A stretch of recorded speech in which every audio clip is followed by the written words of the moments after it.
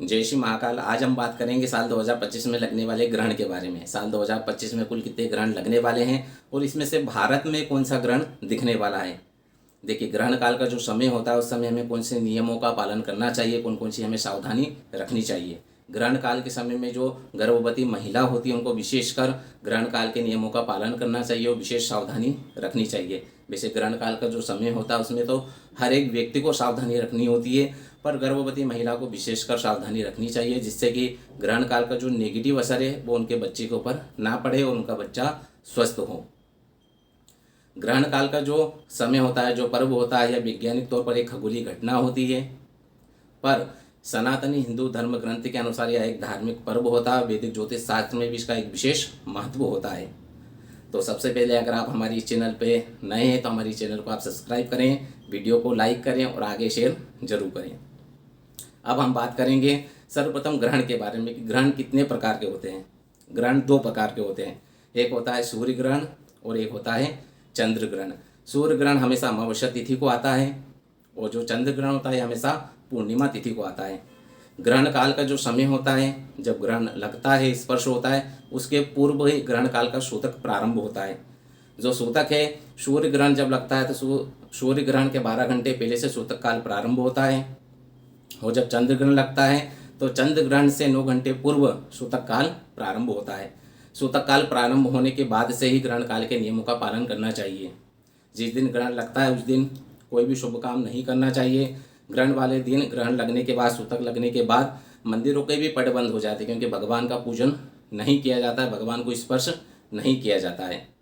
ग्रहण काल जब होता है, जिस दिन ग्रहण होता है, ग्रहण का जब स्पर्श होता है, जब ग्रहण काल का सूतक प्रारंभ होता है, तब से मंदिरों के पट बंद हो जाते हैं, क्योंकि भगवान का पूजन ग्रहण काल के समय में नहीं किया जाता है। ग्रहण काल के समय में अपने इष्ट देवता और जो भगवान होते हैं, विष्णु जी या शिव जी, या अपने जो भी आपने इष्ट देवता हो या आपने कोई भी गुरु मंत्र लिया हो किसी से, तो गुरु मंत्र का जाप किया जाता है, भगवान के नाम मंत्र का जाप करना चाहिए। और जब ग्रहण काल पूरा हो जाता है, मोक्ष हो जाता है, तो उसके बाद पवित्र नदी के अंदर स्नान करना चाहिए। स्नान करने के बाद जरूरतमंद व्यक्ति को दान देना चाहिए, अन्न का दान देना चाहिए और उसके बाद भगवान का पूजन करना चाहिए। ग्रहण काल के समय में बाल, वृद्ध और रोगी जो होते हैं उनको नियमों के पालन करने की आवश्यकता नहीं होती है, क्योंकि जो बालक होते हैं उनके लिए भी यह नियम अनिवार्य नहीं होते हैं।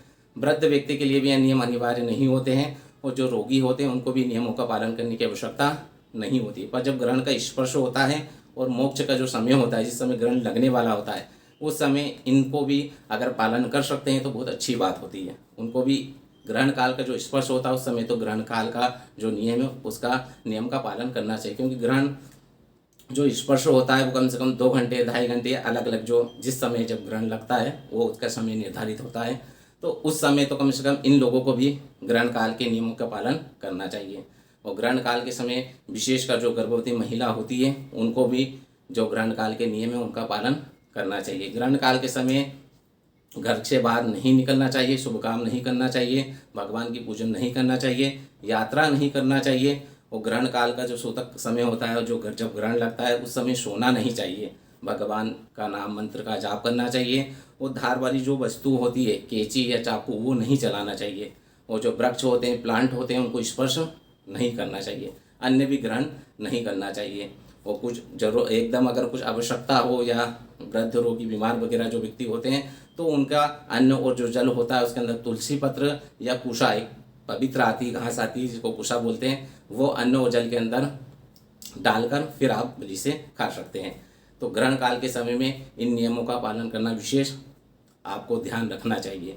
और साल 2025 में कुल पृथ्वी पर जो ग्रहण दिखाई देने वाले वो 4 ग्रहण होंगे। 2 सूर्य ग्रहण होंगे और 2 चंद्र ग्रहण होंगे। इसमें से सिर्फ 4 ग्रहण में से सिर्फ 1 ग्रहण भारत में दिखाई देगा। तो चलिए मैं आपको बताता हूँ कि साल 2025 में जो 4 ग्रहण पड़ने वाले हैं तो उसमें से कौन कौन सी तिथि पर और कौन कौन सी तारीख को ग्रहण लगने वाले हैं। सर्वप्रथम साल 2025 का जो पहला चंद्र ग्रहण है, पूर्ण चंद्र ग्रहण 14 मार्च 2025 फाल्गुन मास की पूर्णिमा, होली का पर्व के दिन रहेगा। पर यह जो ग्रहण है यह भारत में दिखाई नहीं देगा, इसलिए इसके नियमों का पालन करने की जरूरत नहीं है। ग्रहण काल के जो नियम होते हैं, अगर ग्रहण जहाँ दिखाई देता है वहीं पर इनके नियम लागू होते हैं। ग्रहण अगर दिखाई नहीं देता है तो ग्रहण काल के जो नियम है उनको आवश्यकता नहीं है उनका नियमों का पालन करने की। तो 14 मार्च वाला जो पूर्ण चंद्र ग्रहण है भारत में दिखाई नहीं देगा।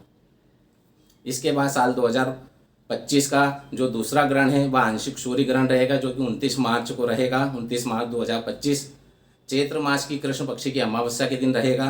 और यह जो सूर्य ग्रहण है यह भी भारत में दिखाई नहीं देगा, इसलिए इसके नियमों की पालन करने की आवश्यकता नहीं रहेगी। इसके बाद साल 2025 का जो तीसरा पूर्ण चंद्र ग्रहण रहेगा यह रहेगा 7 सितंबर 2025 भाद्रपद मास की पूर्णिमा तिथि को। और यह जो ग्रहण है यह भारत में दिखाई देगा, इसलिए 7 सितंबर 2025 वाला जो चंद्र ग्रहण है इस दिन हमें ग्रहण काल का जो नियम है उन नियमों का पालन करना जरूरी रहेगा।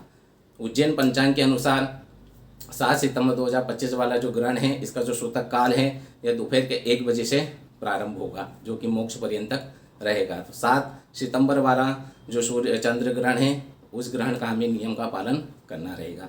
इसके बाद साल 2025 का जो लास्ट सूर्य ग्रहण रहेगा यह रहेगा 21 सितंबर 2025 सर्वपितृ मोक्ष अमावस्या के दिन।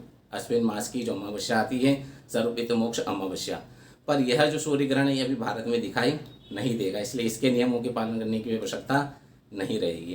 तो आप जब भी ग्रहण लगे, अगर ग्रहण भारत में दिखाई देता है तो ग्रहण काल का नियमों का पालन करें और ग्रहण काल पूर्ण होने के बाद पवित्र नदी के अंदर स्नान करें, ज़रूरतमंद व्यक्तियों को दान दक्षिणा दें और उसके बाद नया भोजन वगैरह बना के भोजन ग्रहण करें, भगवान का पूजन करें, भगवान को भोग लगाएं।